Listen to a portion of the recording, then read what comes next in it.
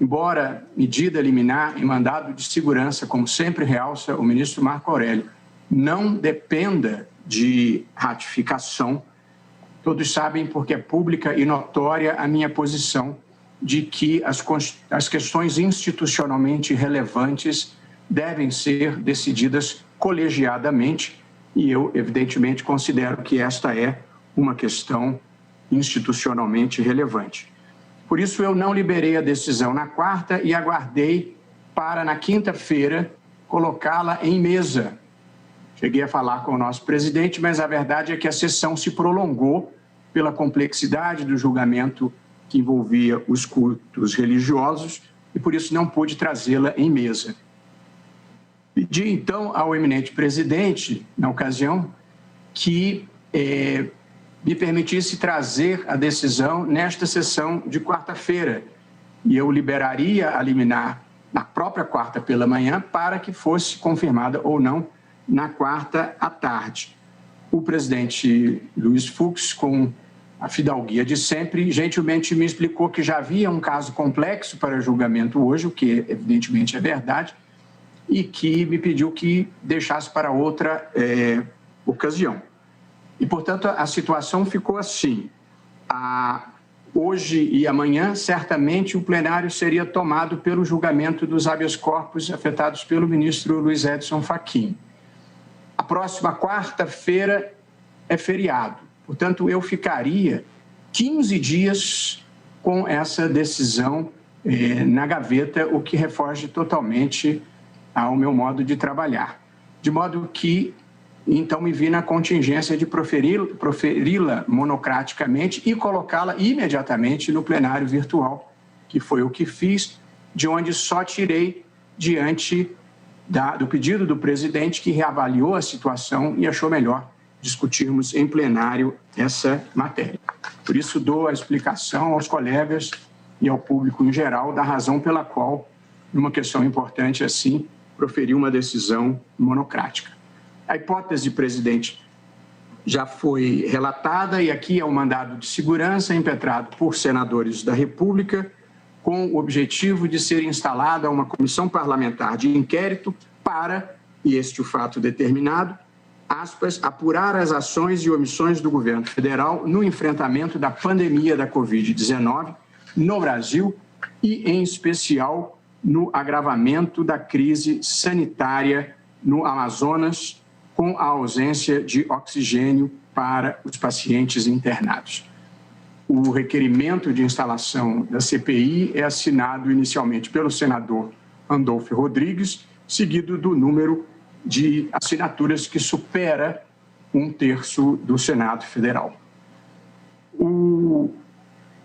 Não há, tratando das questões preliminares, que são muito simples, não há dúvida jurídica acerca da legitimidade ativa dos impetrantes, do seu direito de propositura, nem tampouco do cabimento do mandado de segurança. Na hipótese, a jurisprudência do Supremo Tribunal Federal, quanto a ambos os pontos, é pacífica. Parlamentar que tenha subscrito o requerimento de CPI pode postular a sua instalação e o mandado de segurança é via própria para fazê-lo. A alegação do Senado Federal de que não há prova pré-constituída do requerimento de instalação da CPI, com todas as vênias, não pode prevalecer, além de se tratar de fato notório, foi mais de uma vez reconhecido publicamente pela autoridade impetrada e, ademais, os impetrantes trouxeram cópia do requerimento.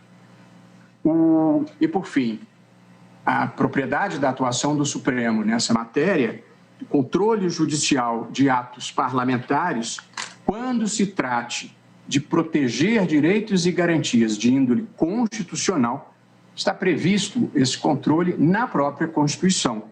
Nas democracias, a Constituição institucionaliza e limita o exercício do poder político.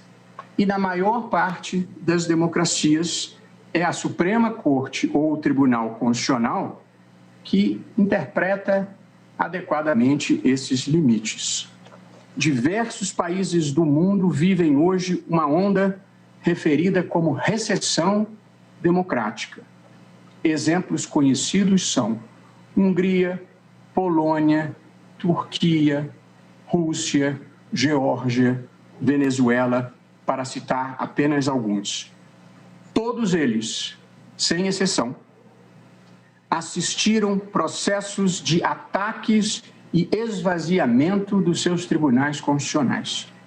Quando a cidadania daqueles países despertou, já era tarde. Reafirmar o papel das Supremas Cortes de proteger a democracia e os direitos fundamentais é imprescindível ato de resistência democrática. Passo ao julgamento do mérito.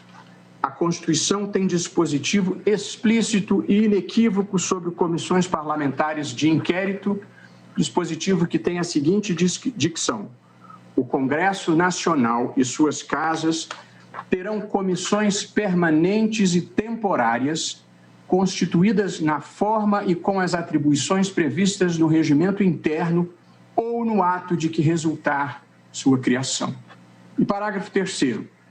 As comissões parlamentares de inquérito, que terão poderes de investigação próprios das autoridades judiciais, além de outros previstos nos regimentos das respectivas casas, serão criadas pela Câmara dos Deputados e pelo Senado Federal, em conjunto ou separadamente, e aqui o ponto central, mediante requerimento de 1/3 dos seus membros para a apuração de fato determinado e por prazo certo, sendo suas conclusões, se for o caso, encaminhadas ao Ministério Público, para que promova a responsabilidade civil ou criminal dos infratores. Esse foi o dispositivo que serviu de fundamento à pretensão dos impetrantes, que alegam que, em 15 de janeiro de 2021, apresentaram requerimento de instalação da CPI, autenticado pelo sistema do Senado Federal sob o número tal, por iniciativa do senador Randolfo Rodrigues e subscrito por 30 senadores, mais de 1/3, portanto. Os fatos trazidos pelos autores da ação são os seguintes: decorridos quase 2 meses desde a apresentação do requerimento e cerca de 40 dias desde a eleição e posse do atual presidente do Senado, não houve a adoção de nenhuma medida para a instalação da CPI, nem mesmo a leitura do requerimento em plenário. Informam os impetrantes, que a autoridade apontada como coautora vem manifestando publicamente resistência pessoal à instalação da comissão. E apresentam, do ponto de vista jurídico, a favor do seu pedido, os seguintes argumentos: que os elementos necessários à criação e efetiva instalação das CPIs são exclusivamente aqueles do artigo 58, parágrafo 3º, e que, consequentemente, estando presentes, têm direito líquido e certo, direito subjetivo à instalação, e aqui procuram demonstrar que as CPIs são, na verdade, direito constitucional das minorias parlamentares, que não pode ser obstado pelo presidente.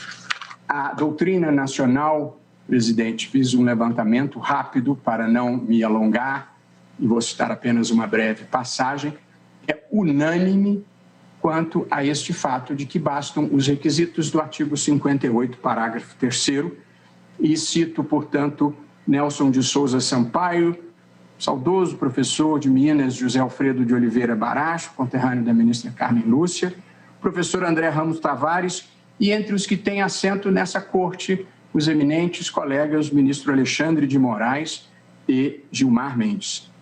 Transcrevo breve passagem do ministro Gilmar Mendes a respeito do sentido e alcance do artigo 58, parágrafo 3º.